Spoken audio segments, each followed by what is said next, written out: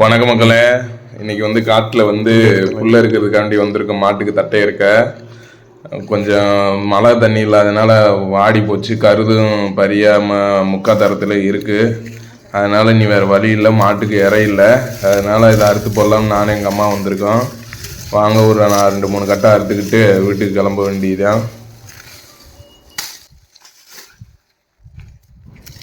கரெக்டாக நாங்கள் இதை அந்த ஆடி மாதம் பட்டத்தில் தான் விதைச்சோம்.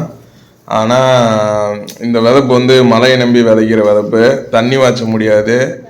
ஆனால் அந்த மழையை நம்பி இருக்கிறதுனால அப்படித்தான் ஒரே ஒரு மழை தான் பெஞ்சிச்சு. நாங்கள் விதைச்சப்போ அதில் முளைச்சது தான். அதுக்கப்புறம் ஒரு தண்ணி கூட எங்களால் விட முடியலை.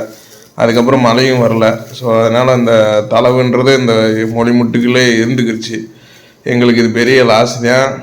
ஏன்னா விதைக்கிறதுக்கே 20-25 வந்துடுது எங்களுக்கு. இப்போ நீ இதை நாங்கள் அறுக்கணும்டாலும் கூலியால் விட்டு அறுத்தோம்டா எப்படி 40,000-50,000 வந்துடும். அதுக்கப்புறம் வண்டியில் ஏற்றுறதுக்கு 2,000-3,000 வந்துடும்.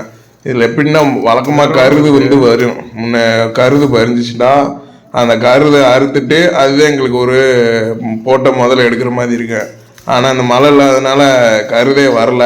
ஸோ அது எங்களுக்கு பெரிய லாஸு. நீ வேறு வழி இல்லாமல் சரி இந்த தட்டையவாது மாட்டுக்கு அறுத்து போடலாம்னு அறுத்து போட்டுக்கிருக்கான். மற்ற மாட்டுக்காரங்க கேட்டால் ரேட்டுக்கு ரொம்ப குறைச்சி கேட்பாங்க. ஏன்னா தட்டை வளராமல் இருக்குல்ல, இதை குறைச்சி கொடுங்க அப்படின்னு கேட்பாங்க. எப்படி பார்த்தாலும் எங்களுக்கு லாஸ் தான். நீ என்ன பண்ணுறது, வேறு வழி இல்லை.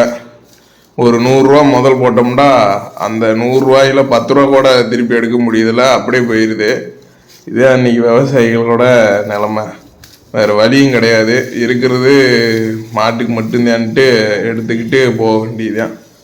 யாருக்கெல்லாம் விவசாயம் பிடிக்குமோ தயவுசெய்து நீங்கள் லைக் பண்ணுறீங்களோ இல்லையோ, ஏதாவது விவசாயிகளை பார்த்தீங்கன்னா அவங்களுக்கு கொஞ்சம் ஆதரவு தெரிவிங்க. ஆதரவு மீன்ஸ் அட்லீஸ்ட் ஒரு அக்ரிகல்ச்சர் ப்ராடக்ட் வெளியே இருக்குன்னா அதை வாங்குறதுக்கு பண்ணுங்க.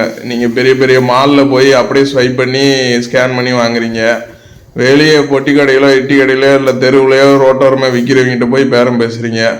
அந்த மாதிரிலாம் இல்லாமல் கொஞ்சம் எல்லாருக்கும் சப்போர்ட் பண்ணி சின்ன சின்ன தொழில் பண்ணுறவங்களையும் மாடு கண்டு வளர்க்குறவங்க காய்கறி வியாபாரம் பண்ணுறவங்களையும் ஆதரவு தெரியுங்க.